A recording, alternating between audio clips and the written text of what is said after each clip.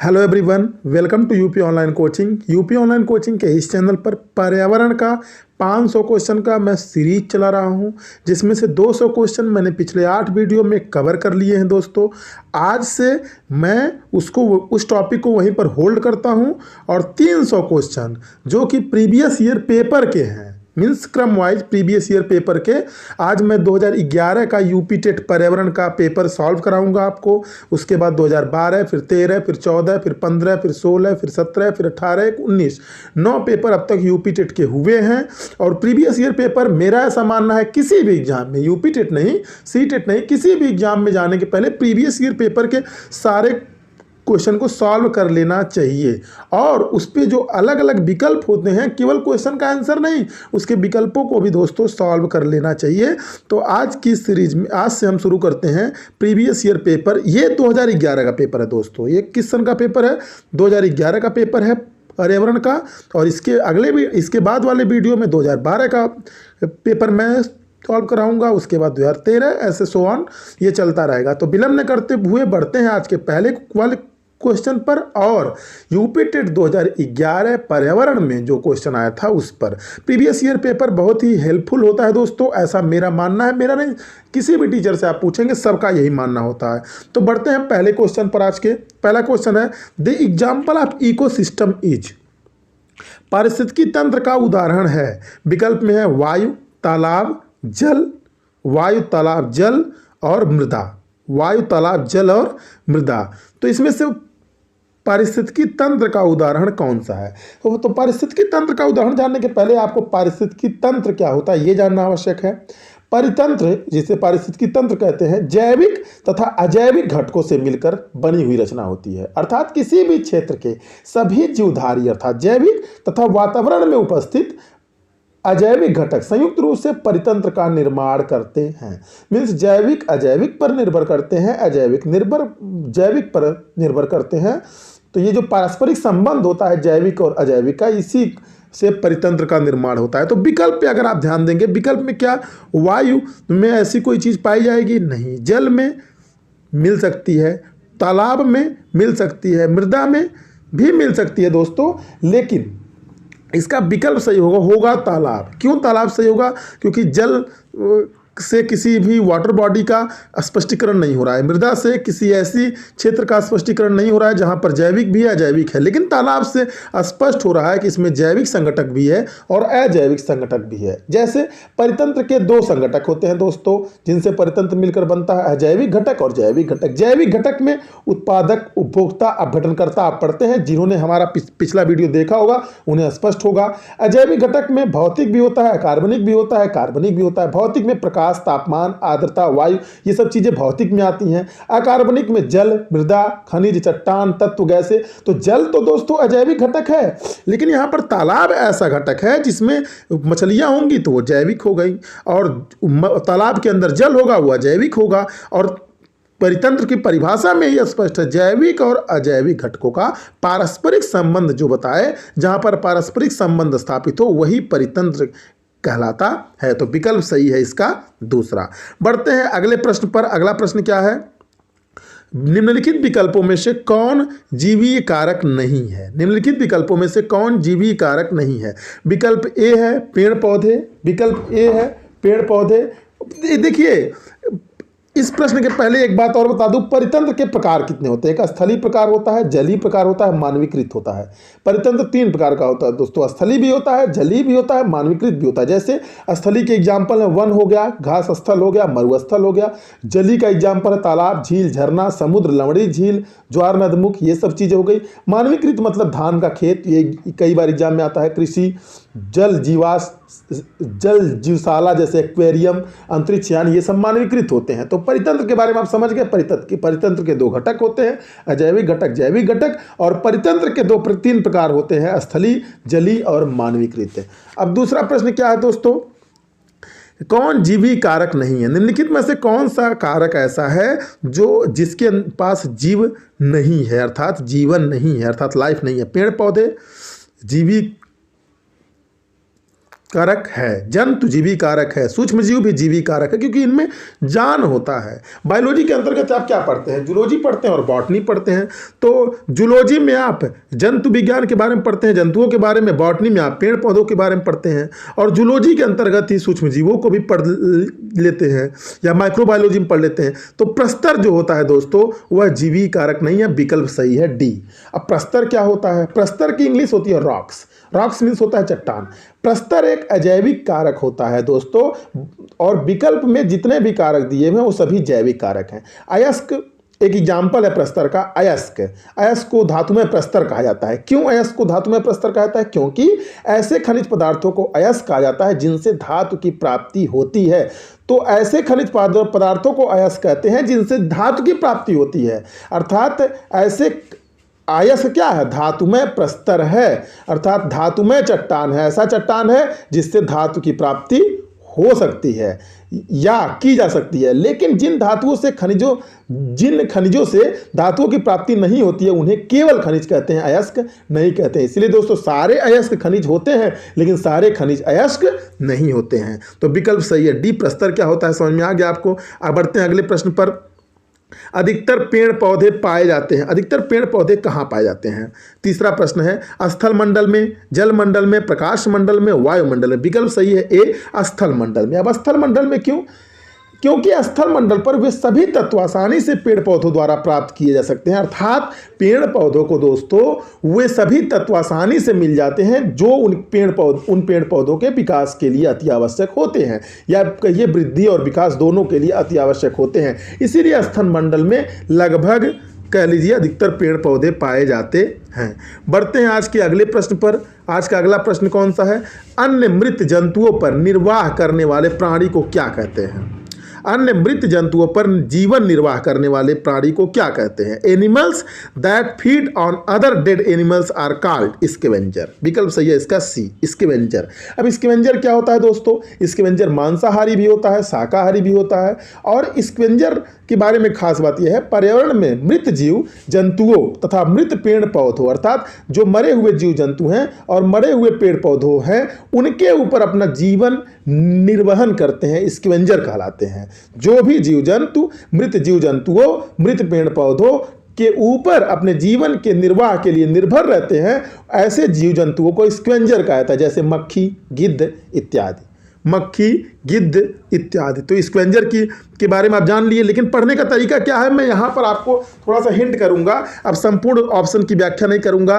Parasite क्या होता है इसको आप पढ़ लीजिएगा, डिकम्पोजर क्या होता है इसको आप पढ़ लीजिएगा, ओमनीवोरस क्या होता है इसको आप पढ़ लीजिएगा। तो ये जब तीनों पढ़ लेंगे तो ये चारों विकल्प आपका कंप्लीट हो जाएगा। स्कैवेंजर तो मैंने आपको बतला दिया, चूंकि ये दोस्तों प्रीवियस ईयर प्रैक्टिस सेट है तो इसलिए इतना डिटेल में नहीं जाएंगे। हालांकि इन सब के बारे में मैंने, स्कैवेंजर के बारे में मैंने अपने पिछले किसी वीडियो में बतला रखा है।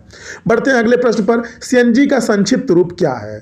सीएनजी का संक्षिप्त रूप नहीं, सीएनजी संक्षिप्त रूप है, मतलब CNG is the abbreviation of. किसका एब्रीविएशन है, मतलब किसका शॉर्ट फॉर्म है?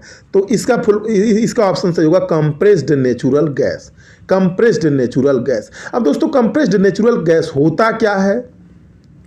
तो कंप्रेस्ड नेचुरल गैस, जैसे कंप्रेस्ड का मतलब क्या हुआ? संपीड़ित प्राकृतिक गैस। हिंदी में कहेंगे संपीड़ित अर्थात दाबित प्राकृतिक गैस, सीएनजी को हम बोल सकते हैं कंप्रेस्ड नेचुरल गैस को।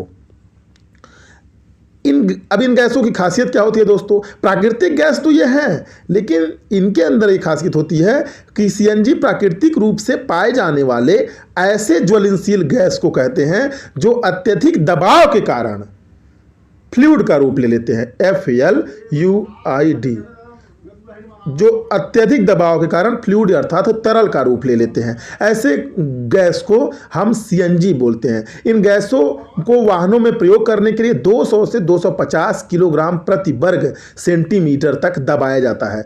प्राकृतिक गैस की तरह सीएनजी के भी अवयव सेम होते हैं, अर्थात प्राकृतिक गैस जिन गैसों से मिलकर बना होता है उन्हीं गैसों से मिलकर सीएनजी भी बना होता है। जैसे प्राकृतिक किससे मिलकर बनता है? Methane, ethane, propane. तो सीएनजी के भी एलिमेंट है मीथेन, इथेन, प्रोपेन।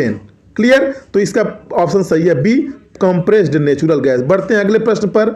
निम्नलिखित में से कौन सी अंतर्राष्ट्रीय संस्था पूरे विश्व में पर्यावरण सुरक्षा की देखभाल करती है। तो दोस्तों WWF की स्थापना कब हुई थी? आपको मैंने पिछले कई वीडियो में बतला चुका है। तो WWF की स्थापना हुई थी 1961 में, लेकिन मैंने वीडियो में 1962 बतलाया था। कंफ्यूज मत होइएगा, अप्रोक्सीमेट ऑप्शन वही है। पेटा एक संस्था है, फुल फॉर्म इसका आप देख लीजिएगा, जो जानवरों से संबंधित है। UN यानी यूनाइटेड नेशन एक संस्था है जो बहुत कुछ देखती है भारत पूरे विश्व में। WHO वर्ल्ड हेल्थ ऑर्गेनाइजेशन जिसका हेडक्वार्टर जिनेवा में है, स्विट्जरलैंड के जिनेवा में, यह हेल्थ से रिलेटेड है। तो पर्यावरण सुरक्षा संस्था कौन सी है? United nation. यहाँ विकल्प के आधार पर यूनाइटेड नेशन हो जाएगा, तो विकल्प सही है डी। विकल्प सही है डी। बढ़ते हैं अगले प्रश्न पर। अगला प्रश्न क्या है? अगला प्रश्न है कीटनाशियों के अत्यधिक इस्तेमाल से क्या होगा? कीटनाशकों के अत्यधिक इस्तेमाल से निम्नलिखित में से क्या हो सकता है? ध्वनि प्रदूषण, वायु प्रदूषण, जल प्रदूषण या सभी? तो विकल्प सही है सी दोस्तों। कीटनाशकों के अत्यधिक इस्तेमाल से जल प्रदूषण में वृद्धि हो रही है। कीटनाशकों के अत्यधिक इस्तेमाल से होता क्या है? पेड़ पौधों के ऊपर जब कीटनाशकों को छिड़का जाता है तो वो रस करके नीचे छन करके, जिसे हम वो बोलते हैं, क्या बोलते हैं, फिल्ट्रेशन बोलते हैं। फिल्ट्रेशन के थ्रू जमीन के नीचे पानी जो वाटर टेबल है उसमें मिल जाते हैं, उससे जल प्रदूषण बढ़ता है। तो विकल्प सही होगा इसका सी।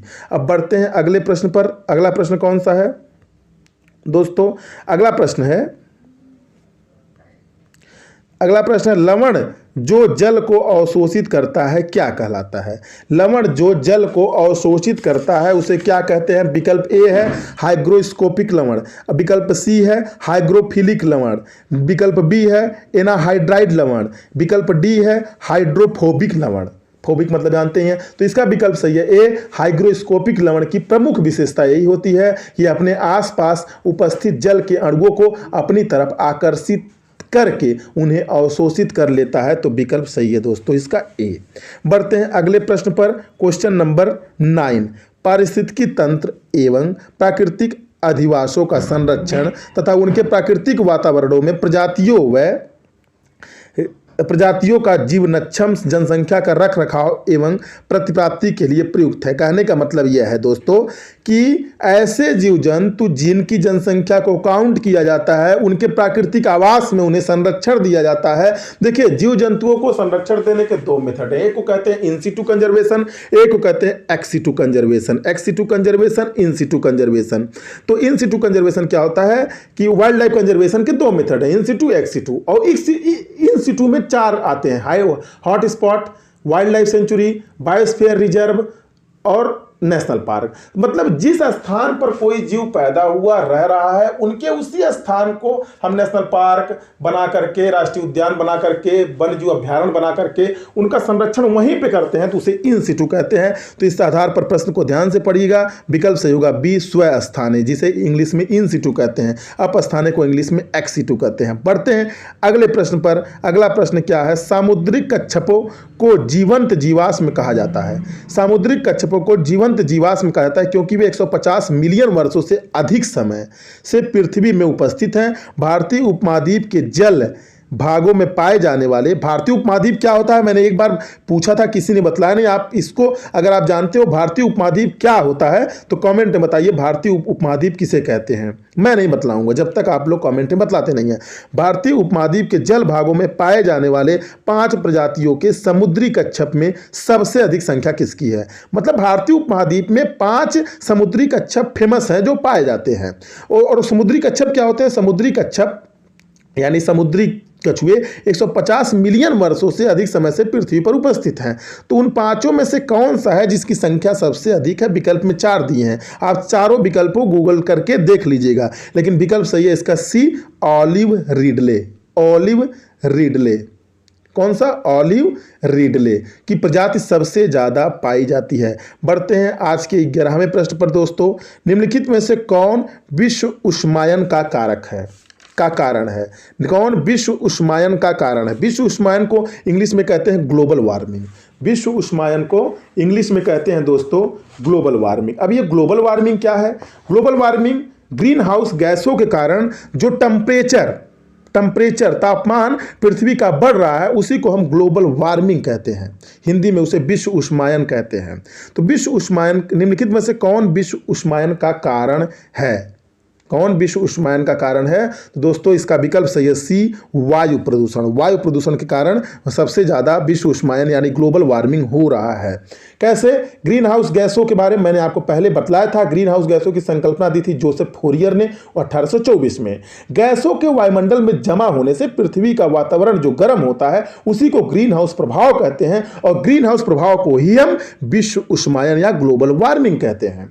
और ग्रीन हाउस गैसें मुख्य रूप से 6 होती हैं। जल वाष्प सबसे ज्यादा, कार्बन डाइऑक्साइड दूसरे नंबर पर, मीथेन तीसरे नंबर पर, ओजोन चौथे नंबर पर, नाइट्रस ऑक्साइड और सीएफसी। ये 6 ग्रीन हाउस गैसें प्रमुख हैं। तो ये सारी की सारी किसके लिए जिम्मेदार हैं? गैसें वायु प्रदूषण के लिए। विकल्प सही होगा सी। अगर ये ग्रीन हाउस गैसों के बारे में देखना होगा तो हमने जो बेस्ट 500 की सीरीज चला रखी है उसमें ये वीडियो आपको मिल जाएगा, उसमें आप अच्छे से पढ़ लेंगे। यहाँ पर हम ज़्यादा एक्सप्लेन दोस्तों नहीं करेंगे। बढ़ते हैं अगले प्रश्न पर। महासागर पृथ्वी पृष्ठ के अधिकांश जगह आवृत किया गया है, जो है लगभग, यानी ocean cover most of the earth surface which is approximately, वह लगभग कितना है दोस्तों? तो देखिए पृथ्वी पर के 71 पॉइंट समथिंग परसेंट वाटर है और 29 पॉइंट या 28 पॉइंट समथिंग परसेंट लिथोस्फीयर यानी पृथ्वी है, जिसे पृथ्वी आप बोलते हो या बोल लीजिए स्थल मंडल है, स्थल मंडल है। तो यहाँ पर ऑप्शन में दोस्तों 2/3 भी दिया हुआ है, ऑप्शन में 3/3 भी दिया हुआ है। 2/3 का मतलब हो गया 66%, 3/3 का मतलब हो गया 75%। तो विकल्प तो इसका ऐसे अप्रोक्सीमेशन पे जाएंगे तो 71, 75 और 71 के बीच में जो डिफरेंस है वो 4 का है। तो विकल्प सही होना चाहिए ए। क्यों? क्योंकि 2/3 का 66% होता है और यहां पर 71 से डिफरेंस 5 का है। तो यहां पर बेस्ट ऑप्शन होगा 3/4, और 3/4 ही सही है, 3/4 से ही माना जाता है। ये रहा क्वेश्चन नंबर 12 दोस्तों। कहने का मतलब यह है कि पृथ्वी के लगभग 3/4 भाग पर जल मंडल स्थित है, परंतु महासागर का विस्तार 2/3 भाग पर है। पृथ्वी के टोटल 2/3 भाग पर ऐसा माना जाता है महासागर का विस्तार है, लेकिन जो जल है वो 3/4 के आसपास है, जो जल का स्थित है जल की। अब आज के हम बढ़ते हैं 13वें प्रश्न पर। यह दोस्तों यूपी टेट 2011 का प्रीवियस ईयर पेपर है, इसमें एक भी क्वेश्चन इधर उधर नहीं हुआ है। स्टेलेक्टाइट और स्टेलेग्माइट में निक्षेपण होता है। निक्षेपण मतलब होता है दोस्तों डिपोजिशन। अब निक्षेपण किसे कहते हैं, डिपोजिशन किसे कहते हैं, दोनों एक केवल हिंदी इंग्लिश ट्रांसलेशन है। डिपोजिशन का मतलब होता है जैसे वाटर में कोई चीज़ आप चीनी डालते हो या कोई नमक डालते हो, वो धीरे धीरे नीचे बैठता रहता है। या कोई वाटर है उसमें आपने किसी मिट्टी को घोला हुआ है और धीरे धीरे वाटर को थोड़ी देर के लिए छोड़ दीजिए तो वो डिपॉजिट हो जाता है। जो मिट्टी के कण होते हैं वो नीचे जो तली होती है उस पर बैठ जाते हैं, उसी को हम निक्षेपण या डिपोजिशन कहते हैं। तो स्टेगलाइट और स्टेगलाइट में निक्षेपण सबसे ज़्यादा किसका होता है? तो कैल्शियम कार्बोनेट का रासायनिक सूत्र होता है CaSO4। कैल्शियम कार्बोनेट का CaCO3। कैल्शियम सल्फेट का CaSO4 होता है। तो कैल्शियम कार्बोनेट का निक्षेपण सबसे ज़्यादा होता है। बढ़ते हैं अगले प्रश्न पर। निम्न में से कौन सा वायु प्रदूषण का एक उदाहरण है? उदाहरण कौन सा वायु प्रदूषण का है? क्वेश्चन नंबर 14 है। तो दोस्तों इसका विकल्प सही होगा डी। आप विकल्प ध्यान से देखिएगा। धुआं एवं कुहासा वायु प्रदूषण का उदाहरण है। वाहनों से निकलने वाली गैस वायु प्रदूषण का उदाहरण है। जलती लकड़ी तथा चारकोल से निकली गैस वायु प्रदूषण का उदाहरण है। तो विकल्प सही होगा डी। बढ़ते हैं अगले प्रश्न पर। भारत तथा दूसरे देशों में प्रदूषण को रोकने के लिए बनाए गए नियम किसके प्रयोग को रोकता है? इसमें फिल इन द ब्लैंक्स करना है। किसके प्रयोग को रोकता है दोस्तों? प्लास्टिक के थैले के प्रयोग को रोकता है। कुछ समय समय पर भारत में नियम बनते रहते हैं, हटते रहते हैं, कुछ राज्यों में अप्लाई होते हैं, फिर उससे हटा लिया जाता है, तो हमें उसमें नहीं पढ़ना है। प्लास्टिक के थैले पर भारत तथा दूसरे देशों में प्रदूषण को रोकने के लिए प्लास्टिक के थैलों के प्रयोग पर को रोकने के लिए काफ़ी नियम कानून दोस्तों बनाए गए हैं, काफ़ी नियम कानून बनाए गए हैं। अब बढ़ते हैं आज के 16वें प्रश्न पर। किस पर? आज के 16वें प्रश्न पर। 16वां प्रश्न क्या कहता है? विश्व उष्मायन के लिए निम्नलिखित में से कौन एक कारक है? विश्व उष्मायन के लिए आपने देखा था, एक क्वेश्चन और आया था, क्वेश्चन वो डीफर था, आप वीडियो को बैक कर करके देख लीजिएगा। तो यहाँ पर विकल्प दूसरा है, क्वेश्चन वही है, विकल्प दूसरा है। वाहनों से निकलने वाली गैस से, पेड़ पौधों से निकलने वाली गैस से, भट्टियों से निकलनी गर्म हवा या रसोई गैस। इसका विकल्प सही है दोस्तों ए। वाहनों से निकलने वाली जो गैसें हैं वह ग्लोबल वार्मिंग के लिए सबसे ज़्यादा जिम्मेदार हैं। भट्टियों से निकलती हैं वो भी है जिम्मेदार, पेड़ पौधों से निकलने वाली गैसें जिम्मेदार नहीं है। रसोई गैस थोड़ी बहुत जिम्मेदार है आप कह सकते हो, लेकिन वाहनों से निकलने वाली गैसें सबसे ज़्यादा जिम्मेदार हैं ग्लोबल वार्मिंग के लिए, ग्लोबल वार्मिंग के लिए। अब बढ़ते हैं अगले प्रश्न पर। अगला प्रश्न क्या है, धातुमय प्रस्तर किसे कहा जाता है। यह प्रश्न मैंने अपने एक वीडियो में बतलाया था, जो बेस्ट 500 की सीरीज में चला रहा हूं, 200 क्वेश्चन जिसमें कंप्लीट कर चुका हूं। तो धातुमय प्रस्तर किसे कहा जाता है दोस्तों, तो अयस्क को धातुमय प्रस्तर कहा जाता है। धातुमय प्रस्तर क्यों अयस्क को कहा जाता है, क्योंकि अयस्क ऐसे खनिज होते हैं जिनसे धातु का निष्कर्षण हो जाता है, इसीलिए इसे धातुमय प्रस्तर कहा जाता है। Metal bearing rock, what are the metal bearing rock, तो मेटल बियरिंग रॉक ओर होते हैं, उन्हीं को का दूसरा नाम क्या है, ओर मतलब अयस्क। अयस्क किसे कहते हैं, ऐसे धातु जिनसे, ऐसे खनिज जिनसे धातुओं का निष्कर्षण हो सकता है उसे अयस्क कहते हैं। ऐसे खनिज जिनसे धातुओं का निष्कर्षण नहीं होता है उन्हें अयस्क नहीं कहते हैं, उन्हें केवल खनिज कहते हैं। बढ़ते हैं अगले प्रश्न पर। पेड़ पौधे प्रदूषण को घटाते हैं क्योंकि वे अवशोषक हैं। पेड़ पौधे प्रदूषण को घटाते हैं क्योंकि वे अवशोषक हैं। किसके अवशोषक हैं, तो इसका विकल्प सही है बी, कार्बन डाइऑक्साइड के अवशोषक है, जिसका केमिकल फार्मूला CO2 होता है। कार्बन डाइऑक्साइड आपको पता होगा, बहुत ही जेन्युइन क्वेश्चन है। पेड़ पौधे प्रदूषण को घटाते हैं क्योंकि वे कार्बन डाइऑक्साइड का अवशोषण करते हैं तथा ऑक्सीजन का उत्सर्जन करते हैं। आपको पता है सबसे ज्यादा उत्सर्जन अमेजन रेन फॉरेस्ट से होता है, इसीलिए अमेजन रेन फॉरेस्ट को ऑक्सीजन का सबसे ज़्यादा उत्सर्जन अमेजन रेन फॉरेस्ट से होता है, इसीलिए अमेजन रेन फॉरेस्ट को दोस्तों हम क्या बोलते हैं, अमेजन रेन फॉरेस्ट को हम बोलते हैं पृथ्वी का फेफड़ा, the lungs of the earth. 20% से ज़्यादा ऑक्सीजन पूरे पृथ्वी का केवल अमेजन रेन फॉरेस्ट से उत्सर्जित होता है। बढ़ते हैं आज के 19वें क्वेश्चन पर। भूकंप मापा जाता है, ये सब क्वेश्चन मैं अपने पिछले वीडियो में डाल चुका हूं, लेकिन ये मेरे द्वारा क्रिएट किया गया क्वेश्चन नहीं है, यूपी टेट 2011 में पूछा गया क्वेश्चन है। भूकंप मापा जाता है, तो भूकंप किस में मापा जाता है, रिक्टर पैमाने पर। रिक्टर पैमाने पर मापा जाता है, लेकिन एक यंत्र होता है जिसे हम सिस्मोग्राफ बोलते हैं, उस यंत्र में यह पैमाना लगा होता है। बढ़ते हैं अगले प्रश्न पर। महासागरों में जल वृद्धि स्तर का कारण है। देखिए महासागरों में जल वृद्धि स्तर का भी सीधा कारण है ग्रीन हाउस गैस से, इनडायरेक्ट कारण है, डायरेक्ट कारण है ग्लोबल वार्मिंग।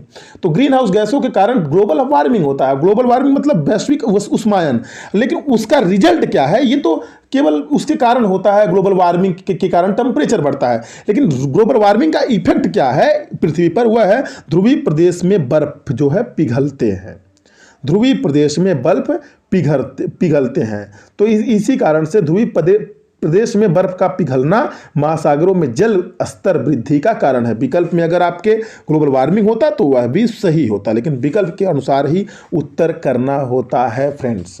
बढ़ते हैं आज के 21वें प्रश्न पर। प्रश्न क्या है, हवा में उपस्थित ऑक्सीजन का प्रतिशत है लगभग, सबको पता है 21% ऑक्सीजन हवा में लगभग पाए जाते हैं। वायुमंडल में अनेक प्रकार की गैसें पाई जाती हैं, आपको पता है, जिसमें से नाइट्रोजन 78%, ऑक्सीजन 21%, कार्बन डाइऑक्साइड 0.03%। ये एग्जाम में पूछता है 0.03% कार्बन डाइऑक्साइड, शेष गैसें 0.97% में पाई जाती हैं। तो ऑक्सीजन का परसेंट 21 है।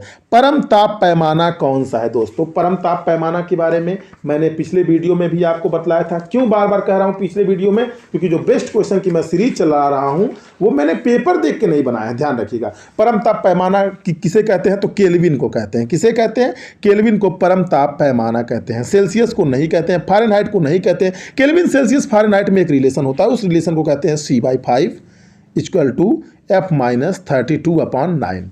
C/5 = F-32/9। या अगर केल्विन से फ़ारेनहाइट में, फ़ारेनहाइट से केल्विन में कन्वर्ट करना है तो। अब अगर किसी चीज़ को आपने मान लीजिए फ़ारेनहाइट में दिया है, आपने सेल्सियस में कन्वर्ट कर लिया, और सेल्सियस में दिया है तो फ़ारेनहाइट में कन्वर्ट कर दिया। C/5 = F-32/9 से। लेकिन अगर आपने फ़ारेनहाइट से सेल्सियस में कन्वर्ट कर लिया तो केल्विन में कन्वर्ट करने के लिए 273 प्लस सेल्सियस में जो भी है उसे उसमें 273 ऐड कर दीजिए, केल्विन में वो कन्वर्ट हो जाता है। बढ़ते हैं अगले प्रश्न पर। प्रकाश संश्लेषण संपादित होता है। प्रकाश संश्लेषण क्वेश्चन नंबर 23। प्रकाश संश्लेषण संपादित होता है सभी हरे पौधों द्वारा। सजीव कोशिकाओं के द्वारा प्रकाशीय ऊर्जा को रासायनिक ऊर्जा में परिवर्तित किया जाता है। कोशिकाओं के द्वारा दोस्तों जो प्रकाशीय ऊर्जा को, अब कोशिकाएं कहने का मतलब सजीव कोशिकाएं हैं, को प्रकाशीय ऊर्जा को रासायनिक ऊर्जा में परिवर्तित किया जाता है। इसी क्रिया को प्रकाश संश्लेषण कहते हैं। रिएक्शन जानना आपके लिए आवश्यक नहीं है। प्रकाश संश्लेषण वह क्रिया है जिसमें पौधे अपने रंग वाले अंगों जैसे पत्ते, कहने का मतलब क्लोरोफिल की सहायता से प्रकाश संश्लेषण की क्रिया संपादित करते हैं। पौधे और विकल्प सही है सभी हरे पौधे। अगर हरे नहीं होंगे तो उनमें क्लोरोफिल पाया ही नहीं जाएगा, और क्लोरोफिल पाया नहीं जाएगा तो प्रकाश संश्लेषण की क्रिया संभव नहीं है। बढ़ते हैं अगले प्रश्न पर। ध्वनि या ध्वनि प्रदूषण मापा जाता है सी, डेसीबल में। इसका विकल्प सही है सी, डेसीबल में। हालांकि ध्वनि प्रदूषण का मात्रक बेल होता है, BEL बेल, लेकिन जैसे आप मीटर पढ़ते हो फिर डेसीमीटर पढ़ते हो, उसी प्रकार से बेल तो डेसीबेल। डेसीबेल इसका मात्रक होता है ध्वनि प्रदूषण का, SI मात्रक डेसीबेल होता है। अगर बेल विकल्प में दिया है, डेसीबेल नहीं है तो वो भी सही है। बढ़ते हैं अगले प्रश्न पर। निम्न में से कौन पर्यावरण के लिए हानिकारक है? पर्यावरण के लिए सबसे हानिकारक दोस्तों प्लास्टिक होता है, इसमें कुछ सोचना ही नहीं है। क्वेश्चन नंबर 25 है प्लास्टिक। प्लास्टिक का उपयोग करना पर्यावरण के लिए बहुत हानिकारक होता है दोस्तों, क्योंकि इसे न तो नष्ट किया जा सकता और न ही इसका पुनः चक्रण यानी रिसाइकलिंग किया जा सकता है। एक क्वेश्चन अगला है, क्वेश्चन नंबर 26। वातावरण में अत्यधिक हानिकारक सल्फर मिश्रित गैस कौन सी है? SO2। SO2 ही क्यों? क्योंकि एसिड रेन, आपने पढ़ा होगा अम्ल वर्षा, जिसके कारण आगरा का ताजमहल अम्ल वर्षा के कारण ही, अम्ल वर्षा जो होता है आगरा के ताजमहल पर, वो किसके कारण होता है? जो मथुरा रिफाइनरी है, तो मथुरा रिफाइनरी से जो सल्फर डाइऑक्साइड और नाइट्रस ऑक्साइड निकलते हैं उसी के कारण होता है। तो नाइट्रोजन डाइऑक्साइड दोस्तों और सल्फर डाइऑक्साइड सबसे ज़्यादा कारक होते हैं किसके? एसिड रेन के। लेकिन अगर विकल्प में दोनों है तो एसिड रेन सबसे ज़्यादा सल्फर डाइऑक्साइड के कारण होता है, और इसी कारण से सल्फर डाइऑक्साइड वातावरण में उपस्थित सर्वाधिक सल्फर मिश्रित गैस, ऐसी सल्फर मिश्रित गैस है जो सबसे ज्यादा हानिकारक है। विकल्प सही है डी। बढ़ते हैं अगले क्वेश्चन पर। वायु प्रदूषण को कम किया जा सकता है। वायु प्रदूषण को कम कैसे किया जा सकता है? तो दोस्तों वायु प्रदूषण को कम किया जा सकता है वृक्षों के द्वारा। किसके द्वारा? वृक्षों के द्वारा। क्यों? जंतुओं के द्वारा वायु प्रदूषण कम होगा नहीं, सूर्य के प्रकाश द्वारा होगा नहीं, मछलियों के द्वारा होगा नहीं, वृक्षों के द्वारा। कैसे? वृक्ष का काम क्या है? ये प्रकाश संश्लेषण की क्रिया को संपादित करते हैं। दूसरी बात यह है ऑक्सीजन को छोड़ते हैं और कार्बन डाइऑक्साइड को अवशोषित करते हैं। ऑक्सीजन को छोड़ते हैं, कार्बन डाइऑक्साइड को अवशोषित करते हैं। तो अगर ऑक्सीजन छूटेगा, कार्बन डाइऑक्साइड, तो वातावरण में जो कंपोजिशन है एयर का, उसमें डिस्टर्ब नहीं होगा। देखिए कंपोजिशन, जो natural composition of gases present in atmosphere, अगर जो भी नेचुरल कंपोजिशन है अगर उससे डीपर कुछ होता है उसी को हम प्रदूषण बोलते हैं, वायु प्रदूषण। जो भी कुछ नेचुरल कंपोजिशन प्रकृति ने दिया है कि 21% ऑक्सीजन, 78% नाइट्रोजन, 0.03% कार्बन डाइऑक्साइड, अगर इसमें कुछ चेंज आता है उसी को हम प्रदूषण बोलते हैं। जल में जो भी नेचुरल कंपोजिशन है जल का, अगर उसमें कुछ चेंज आता है उसी को हम जल प्रदूषण बोलेंगे। प्रदूषण क्या है? प्रदूषण प्राकृतिक रूप से जो भी कंपोजिशन है उसका घटना या बढ़ना ही प्रदूषण कहलाता है, किसी कारण से भी। तो विश्व पर्यावरण दिवस अगला प्रश्न कब मनाया जाता है? 5 जून को। कब से मनाया जाता है? 1973 से। कब से मनाया जाता है? 1973 से। कैसे? 1972 में आपको पता है स्टॉकहोम सम्मेलन हुआ था। पर्यावरण के ऊपर सबसे पहला, यानी मानव पर्यावरण के ऊपर दुनिया में सबसे पहला कोई भी सम्मेलन हुआ जो यूनाइटेड नेशन ने उसको कराया था 5 जून से 17 जून, 5 जून से 18 जून 1972 के बीच में। और उसी में यह निर्णय लिया गया कि 1973 से 5 जून को पर्यावरण दिवस के रूप में सेलिब्रेट किया जाएगा। अब चूंकि 5 जून से वो बैठक प्रारंभ हुई थी, इसीलिए 5 जून को ही मनाने का निर्णय लिया गया। 18 या 17 जून को समाप्त हुई थी, एग्जैक्टली याद नहीं आ रहा है, लेकिन 5 जून 1972 को मानव पर्यावरण के ऊपर कोई भी पहला जो बैठक हुई थी वो यही हुई थी। और 1972 को जब 20 वर्ष कंप्लीट हो गया था इस स्टॉकहोम सम्मेलन को, तो 1992 में भी एक बैठक हुई रियो डी जेनेरियो में, ब्राजील के एक शहर रियो डी जेनेरियो में। और उसी शहर में यह 20वां वर्षगांठ मनाने की खुशी में किया गया था, और उसी को प्रथम पृथ्वी सम्मेलन कहते हैं, फर्स्ट अर्थ समिट। 1992 के रियो सम्मेलन को। और रियो सम्मेलन हुआ क्यों था? क्योंकि पर्यावरण, मानव पर्यावरण के ऊपर पहली बैठक जो 1972 में हुई थी 5 जून से 18 जून के बीच में, उसके 20 वर्ष 1992 में पूरे हो रहे थे। क्लियर? बढ़ते हैं अगले प्रश्न पर, आज के 29वें प्रश्न पर। सूर्य के हानिकारक किरणों से पृथ्वी का कौन सा स्तर सुरक्षित रखता है? तो पृथ्वी के वायुमंडल में 5 प्रमुख मंडल पाए जाते हैं। आपको पता होगा, क्षोभ मंडल और समताप मंडल, ऐसे ऐसे 5 मंडल हैं। पांचों मंडल पे जाने की आवश्यकता नहीं है। तो समताप मंडल जो है दोस्तों, समताप मंडल में ओजोन परत पाई जाती है। तो अगर विकल्प में समताप मंडल होता तो वो भी सही रहता, समताप ओजोन दोनों होता तो ओजोन सही होता। अब समताप नहीं है, ओजोन है, तो ओजोन मंडल सही होगा। लेकिन ओजोन मंडल जैसी कोई चीज नहीं है, वो समताप मंडल का ही एक हिस्सा है। समताप मंडल के निचले हिस्से में ओजोन गैस की एक परत दोस्तों पाई जाती है, जिसे ओजोन मंडल की संज्ञा कुछ विद्वानों ने दे दिया है। ओजोन परत सूर्य से आने वाली जो किरणें होती हैं, अल्ट्रावायलेट रे, पराबैंगनी किरणें, उसको अवशोषित कर लेती है। पराबैंगनी किरणों से पृथ्वी की उष्णता में वृद्धि होती है और पराबैंगनी किरणों से चर्म रोग जैसे विकार भी उत्पन्न होते हैं शरीर पे। तो पराबैंगनी किरणें भी 3 प्रकार की होती हैं, ultraviolet A, UV B, UV B, ultraviolet B. आपको यह बताना है कि इन तीनों में से सबसे हानिकारक कौन सा होता है, यूवी ए या यूवी बी या यूवी सी, क्योंकि ये क्वेश्चन मैं अपने प्रीवियस वीडियो में करा चुका हूं। बढ़ते हैं आज के आखिरी प्रश्न पर। तो दोस्तों, किसी जगह के फ्लोरा तथा फना सूचित करते हैं। फ्लोरा क्या होता है, फना क्या होता है? तो study of flora and fauna is called biology. Biology क्या होता है? Study of flora and fauna is called biology. यानी स्टडी ऑफ फ्लोरा किसे बोलते हैं? फ्लोरा मतलब होता है दोस्तों वनस्पति विज्ञान, फूल, पेड़ पौधे, वनस्पति विज्ञान यानी बॉटनी।